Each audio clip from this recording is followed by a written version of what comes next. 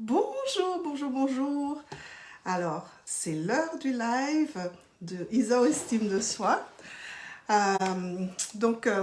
Moi, je vais vous parler aujourd'hui de comment prendre une décision sans stresser. Comment apprendre à prendre une décision sans stresser. Euh, c'est tous les jours, on prend des décisions. Tous les jours.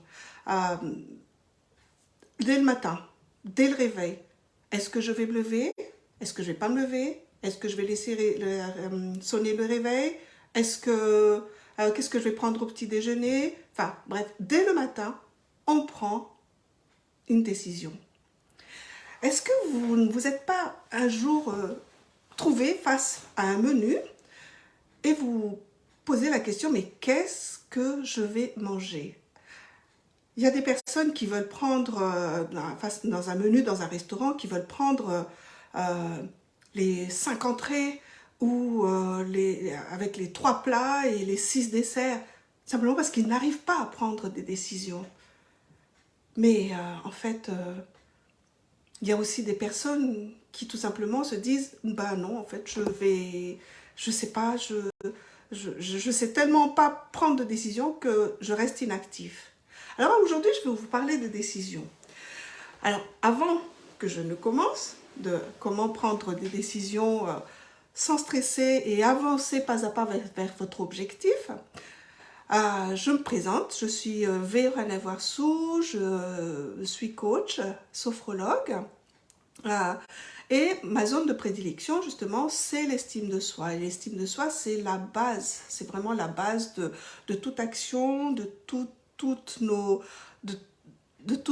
enfin, c'est la base de notre vie. Notre qualité de vie dépend de la valeur qu'on se donne.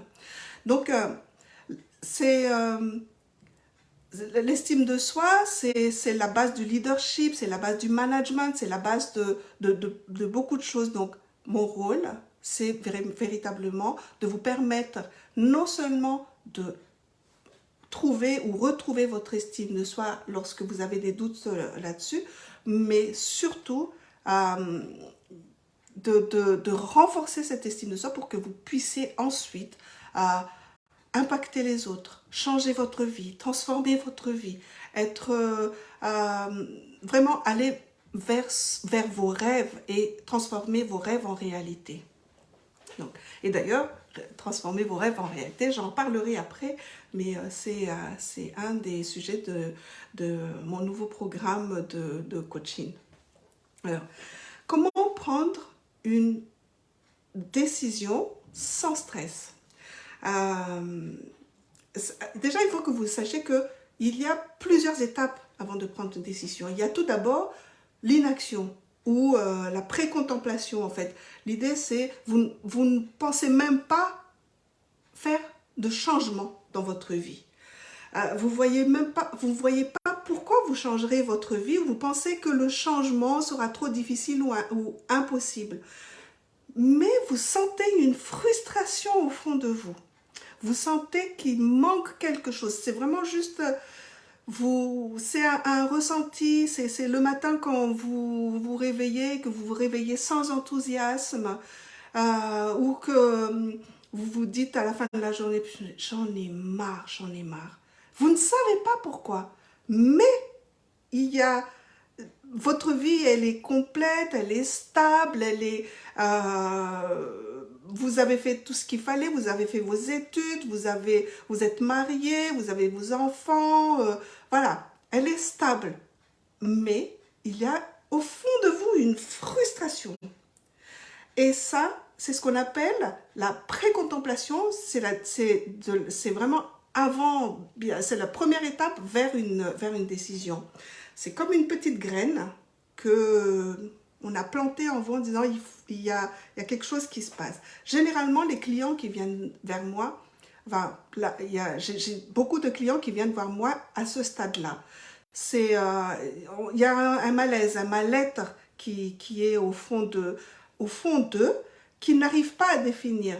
D'ailleurs, une des premières questions que je pose lorsque j'ai un nouveau client, c'est qu'est-ce que vous voulez dans la vie? La réponse est généralement, je sais qu'il y a quelque chose qui ne va pas, mais je ne sais pas ce que je veux. Donc ça, c'est ce qu'on appelle la pré-contemplation. On n'est pas encore dans la décision. Après, ensuite, il y a la prise de conscience, qu'on appelle la contemplation. À ce stade, vous savez que vous allez effectuer un changement, mais c'est encore flou. Vous savez.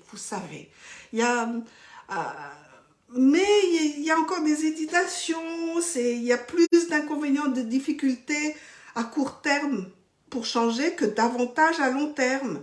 C'est lorsque, par exemple, vous êtes dans un travail déjà très stable et que vous vous posez la question, vous savez, vous avez fait le tour de ça, ça fait 7 ans que vous êtes dans ce boulot. Ça fait 7 ans que vous savez, à chaque début d'année, vous allez faire ça.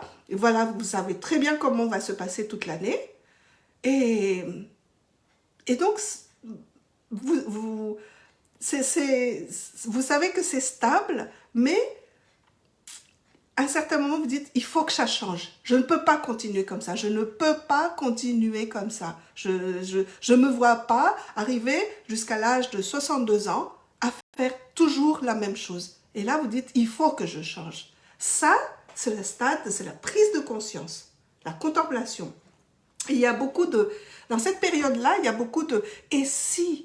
Vous voyez, et si je changeais? Et si je faisais ça? Et si je déménageais? Et si je faisais... Voilà, il y a le et si, il y a beaucoup de suppositions, d'options qui se mettent en tête, mais vous ne savez pas encore où est-ce que vous en êtes. Okay? Et là, vous posez aussi la question, mais qui a déjà fait ça? Qui a déjà changé sa vie? Qui a fait, par exemple, une reconversion? Qui a déjà déménagé loin de son pays? Qui a... Voilà, et vous cherchez des modèles, des modèles, des exemples pour vous en inspirer. C'est pour ça que ça s'appelle d'ailleurs la contemplation. Et ça, c'est une véritable étape dans une prise de décision. Vraiment une grande étape. Et d'ailleurs, là, je vais faire un arrêt sur image pour que vous compreniez pourquoi vous prenez une décision. Quel est le stade qui a fait que vous shiftez? Et en fait, il y a 2 paramètres qui influencent vos décisions. Il y a le plaisir et la douleur. On recherche le plaisir et on fuit la douleur. En d'autres termes, on recherche à être récompensé et on évite les punitions. Alors, selon les neurosciences, la frontière entre les deux est souvent très fine et leur perception est vraiment propre à chaque individu. On a tous connu des personnes qui vivent des situations insupportables, mais qui restent là où ils sont. Et nous-mêmes, si ça se trouve, on peut vivre des situations insupportables, que d'autres personnes considèrent comme étant insupportables.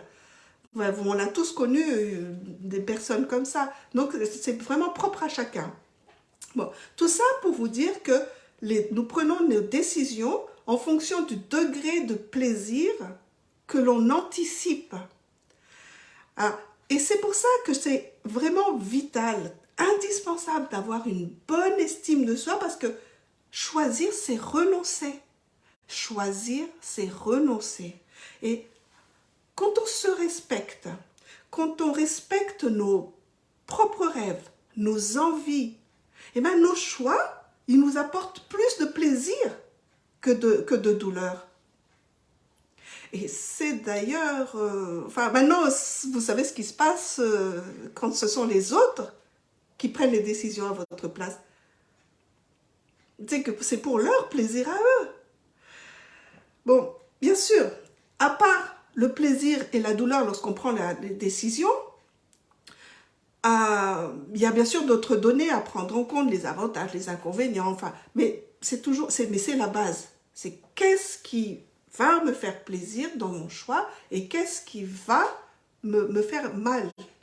Qu'est-ce que je perds? Qu'est-ce que je gagne? Et la décision se prend à ce moment-là. Donc, Donc, je voulais vraiment faire un arrêt sur image sur cette étape de contemplation. La troisième étape, c'est le courage. C'est là qu'il y a la confiance en soi qui est en jeu. C'est cette audace de changer. Est-ce que vous allez oser aller au-delà du rêve? Changer, transformer votre vie, améliorer votre vie. Est-ce que vous allez faire? Moi, mon rôle de coach, justement, c'est de vous soutenir à ce moment-là. C'est de vous aider dans votre décision. Vous montrer les avantages à long terme, durables, de votre décision. C'est votre décision. Donc moi, mon rôle, c'est vraiment de vous aider. Et d'ailleurs, le programme que je suis en train de finaliser, et qui s'appelle Oser briller, et c'est le pierre angulaire justement de ce programme-là.